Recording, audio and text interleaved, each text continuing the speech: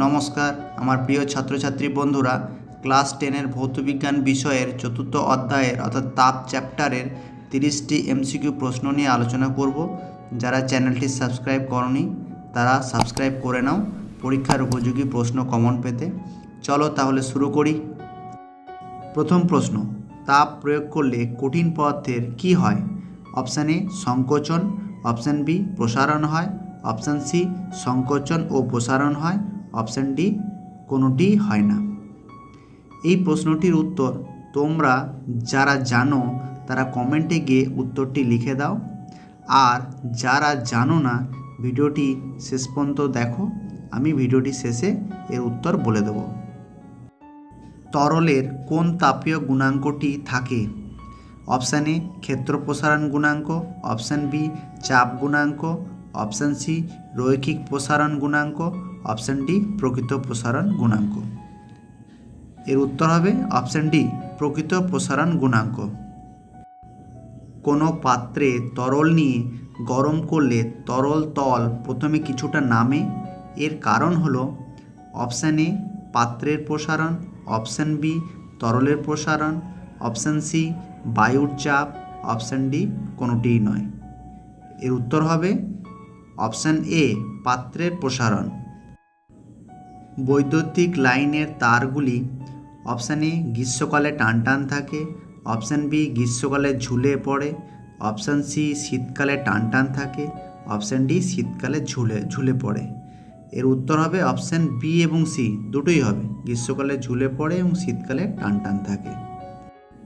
লোহা ও তামার তাপযুগ্মকে গরম করলে বক্রতার অপশান এ বাইরের দিকে থাকে তামা, অপশান বি ভিতরের দিকে থাকে তামা, অপশান সি বাইরের দিকে থাকে লোহা, অপশান ডি ভিতরের দিকে থাকে লোহা। এর উত্তর হবে অপশান এ এবং ডি, অর্থাৎ বাইরের দিকে থাকে তামা এবং ভিতরের দিকে থাকে লোহা। এর কারণ হচ্ছে তামার প্রসারণ লোহার থেকে বেশি হয়। দৈর্ঘ্য প্রসারণ গুণাঙ্কের একক নির্ভর করে যার এককের ওপর, সেটি হলো অপশান এ দৈর্ঘ্য, অপশান বি দৈর্ঘ্য ও উষ্ণতা, অপশান সি উষ্ণতা, অপশান ডি কোনোটিই নয়। এর উত্তর হবে অপশান সি উষ্ণতা। যার আয়তন গুণাঙ্কের সংজ্ঞাতে প্রাথমিক উষ্ণতা 0 ডিগ্রি সেন্টিগ্রেড নেওয়া হয়, সেটি হলো অপশান এ তরল, অপশান বি কঠিন, option C gas, option D কঠিন ও গ্যাস। এর উত্তর হবে অপশান সি গ্যাস। তাপীয় প্রসারণের ক্রম হলো, এর উত্তর কোনটি হবে?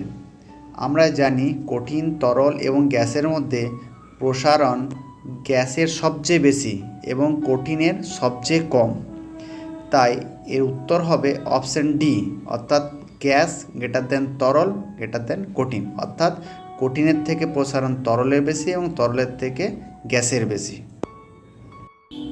0 ডিগ্রি সেন্টিগ্রেড থেকে 4 ডিগ্রি সেন্টিগ্রেড উষ্ণতার মধ্যে ব্যতিক্রমী প্রসারণ কার দেখা দেয়?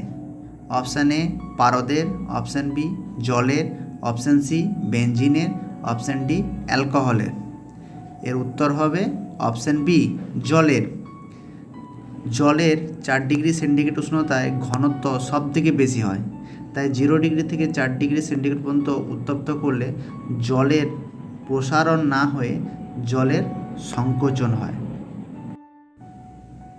তাপীয় প্রসারণ নগণ্য যে কঠিনের, সেটি হলো option A invar, option B German silver, option C লোহা, অপশান ডি রূপা।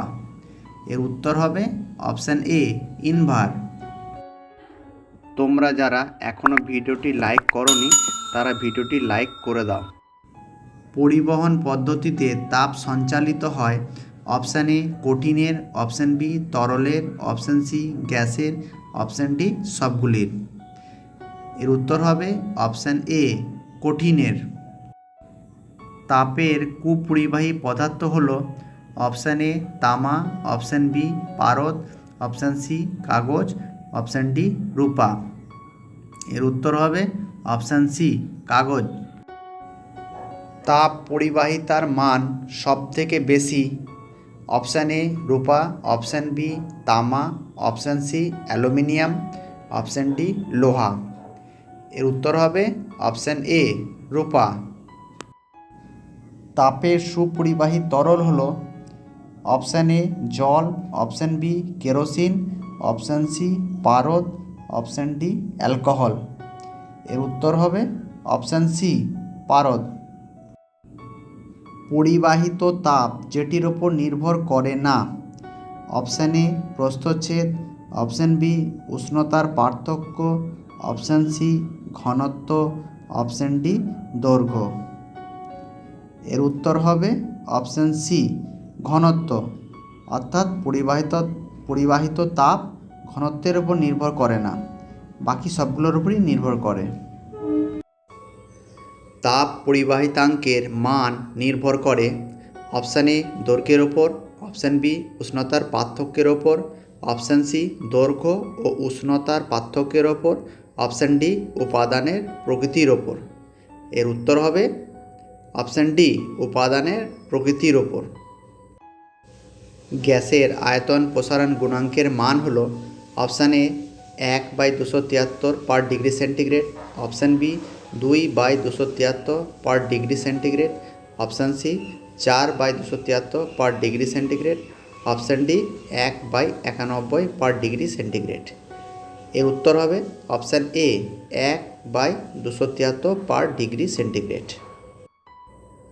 কঠিনের দৈর্ঘ্য প্রসারণ যে বিষয়টির ওপর নির্ভর করে সেটি হলো অপশান এ কঠিন পদার্থের আকৃতি, অপশান বি কঠিন পদার্থের প্রকৃতি, অপশান সি অন্তিম দৈর্ঘ্যের ওপর, অপশান ডি উষ্ণতা হ্রাসের ওপর।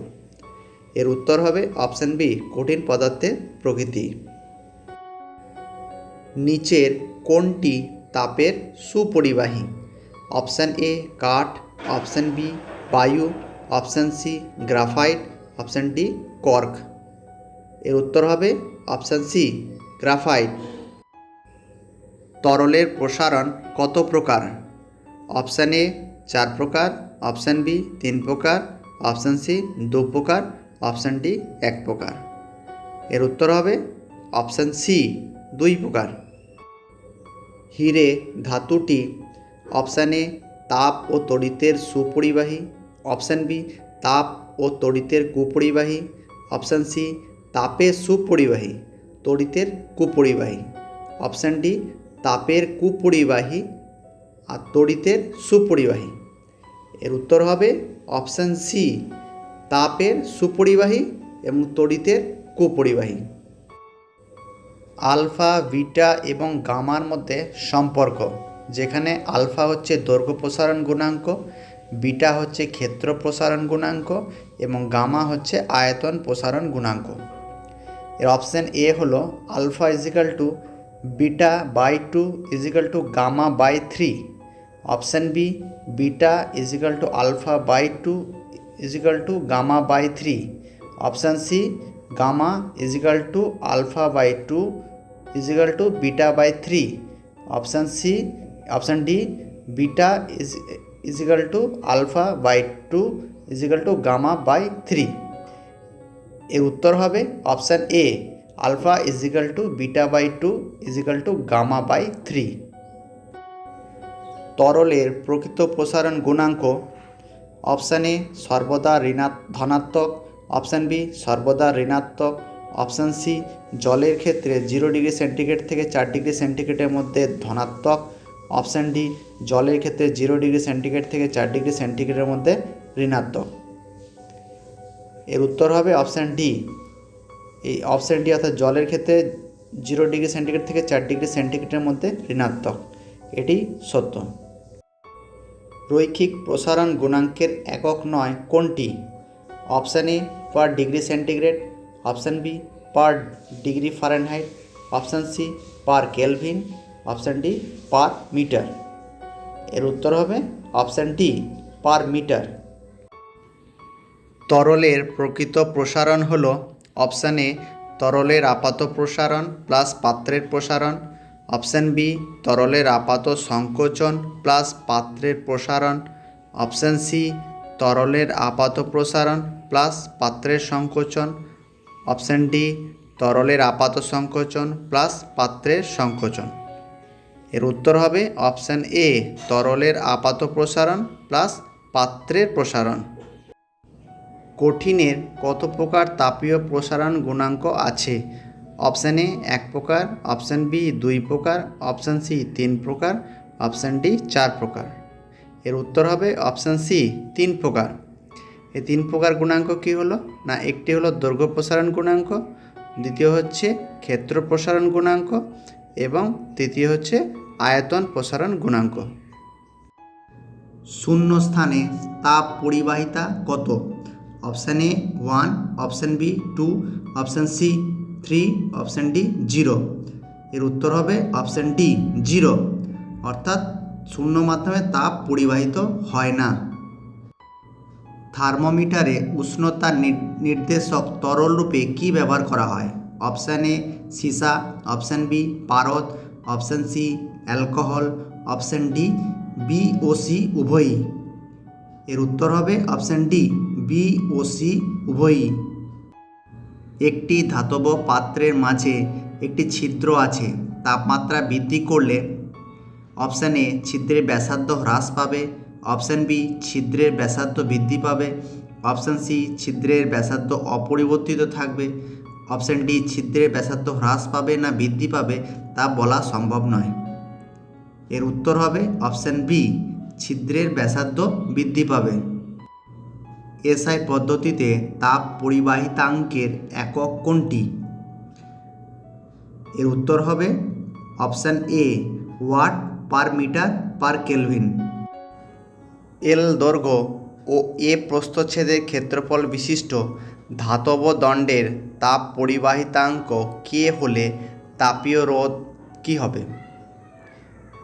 এর উত্তর হবে অপশান ডি L/Ka। এবার আমি প্রথম প্রশ্নের উত্তরটি বলে দেব। প্রথম প্রশ্নটি ছিল তাপ প্রয়োগ করলে কঠিন পদার্থের কী হয়? এর উত্তর হবে প্রসারণ হয়। তাহলে 30টি প্রশ্ন উত্তর সম্পূর্ণ হলো। ধন্যবাদ, সবাই ভালো থেকো।